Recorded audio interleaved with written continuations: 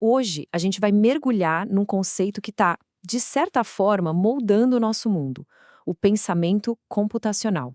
E não, isso não é só para quem programa, viu? É uma habilidade assim fundamental para resolver problemas, quase um superpoder, para a gente conseguir navegar pela complexidade do século XXI.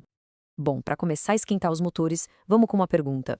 Geralmente, quando se fala em código, o que vem à cabeça são aquelas linhas de texto, uma lógica meio fria, né? Mas e se o código pudesse ser um pincel? E se ele fosse uma ferramenta para criar arte, uma arte interativa, cheia de vida? A resposta pode ser bem surpreendente. Ok, vamos direto ao ponto. Para entender o poder disso tudo, primeiro a gente precisa deixar bem claro o que é o pensamento computacional e, talvez mais importante, o que ele não é. Porque, olha, existe um grande mal-entendido por aí que a gente precisa derrubar. O interessante aqui é a inversão completa da lógica. A ideia não é que as pessoas precisem aprender a pensar como as máquinas. Pelo contrário, as linguagens de programação foram criadas para que a gente pudesse formalizar a maneira como nós resolvemos os problemas e, a partir daí, ensinar o computador a seguir esses passos. É tudo sobre estruturar nosso próprio pensamento para que ele se torne compreensível e executável. E essa ideia se conecta perfeitamente com esta citação. É pensar na programação não como uma habilidade técnica isolada, mas sim como uma nova forma de alfabetização, sabe? Assim como ler e escrever nos permitem entender e expressar ideias, a programação nos dá uma linguagem para construir e dialogar com o mundo digital. É a ferramenta para sair da posição de consumidor e se tornar um criador de tecnologia. Certo, a teoria é ótima, mas vamos ver isso na prática. Como é que essa forma de pensar se transforma em algo visual, em algo criativo? Vamos dar uma olhada em alguns exemplos feitos na plataforma de programação criativa Scratch, que mostra como uns bloquinhos simples de lógica podem, de repente, virar arte. Imagina só, mover o mouse pela tela e ir deixando um rastro de cor, como se fosse uma minhoca digital pintando uma tela escura. À primeira vista, parece uma coisa super complexa, talvez até mágica. Mas a beleza do pensamento computacional é justamente essa. Ele quebra essa complexidade toda em partes bem simples. E aqui estão essas partes. O programa inteiro se resume a estes 4 comandos, repetidos sem parar: aponte, mova, carimbe. Aponte, mova, carimbe. Essa sequência, esse algoritmo, é o coração do efeito artístico. É simples, elegante e funciona, que é uma beleza. E a partir dessa base simples, a criatividade pode decolar. Adicionando só mais alguns bloquinhos, já dá para fazer a cor mudar sozinha, o desenho girar de forma aleatória ou até mesmo reagir ao som do microfone, criando aqueles visualizadores de música dinâmicos. Cada pequena adição vai construindo em cima da lógica anterior.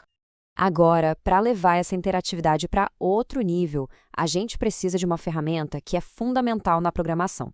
O nome dela é variável. É um conceito bem simples, na verdade, mas que abre um mundo de possibilidades para criar programas que respondem, que se adaptam. Então, o que raios é uma variável?